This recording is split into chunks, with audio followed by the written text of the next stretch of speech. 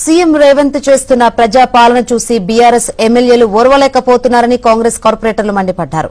LRS పై GHMC కార్యాలయం ముందు BRS ఎమ్మెల్యేలు చేసిన ఆందోళనకు వ్యతిరేకంగా కాంగ్రెస్ కార్పొరేటర్లు నిరసన తెలిపారు. బల్దియా ప్రధాన కార్యాలయం ఎదుట పసుపు నీళ్లు చల్లి శుద్ది చేశారు. బీఆర్ఎస్ నేతలు ఎల్ఆర్ఎస్ పై తప్పుడు ప్రచారాన్ని చేస్తున్నారని ఆగ్రహం వ్యక్తం చేశారు.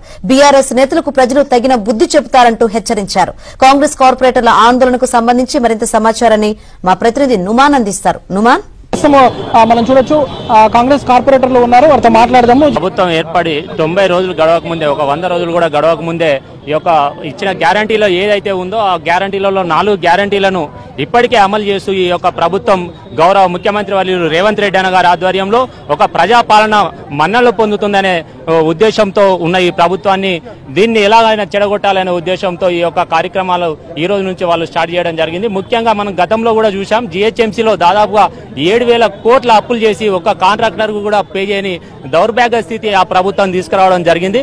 అదేవిధంగా అన్ని డిపార్ట్మెంట్లలో కూడా ఏ డిపార్ట్మెంట్ తీసుకున్నా కూడా అప్పుల కుప్పగా తయారు చేసి ఈ యొక్క ప్రభుత్వాన్ని నిందించాలనే ఉద్దేశంతో ఈ ప్రశ్న ముందుకెళ్లడం జరుగుతుంది. కాబట్టి ఈ గతంలో చూసాం, ఇప్పుడు చూసాం, మనకు ఉద్యోగులకు, ప్రభుత్వ ఉద్యోగులకు 1వ తారీఖుననే జీతాలు ఇచ్చే స్థాయికి ఇప్పుడిప్పుడే వెళ్లే పరిస్థితి ఏర్పడింది.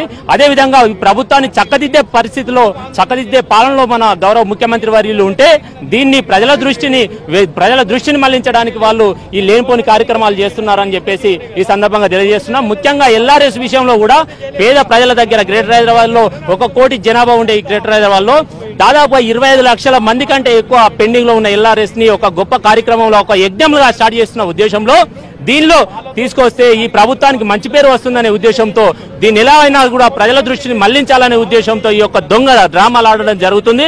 ఇది ప్రజలు గమనిస్తున్నారు. తప్పకుండా రానున్న ఎలక్షన్లలో కూడా ఈ యొక్క గ్రేటర్ హైదరాబాద్ కావచ్చు, యావత్ తెలంగాణ ప్రజలు తప్పకుండా బీఆర్ఎస్ కు అడ్రస్ లేకుండా చేస్తారని చెప్పేసి ఈ యొక్క సందర్భంగా తెలియజేసుకుంటున్నాను. తిరుపతితో నుమాన్, ఆంధ్రజ్యోతి.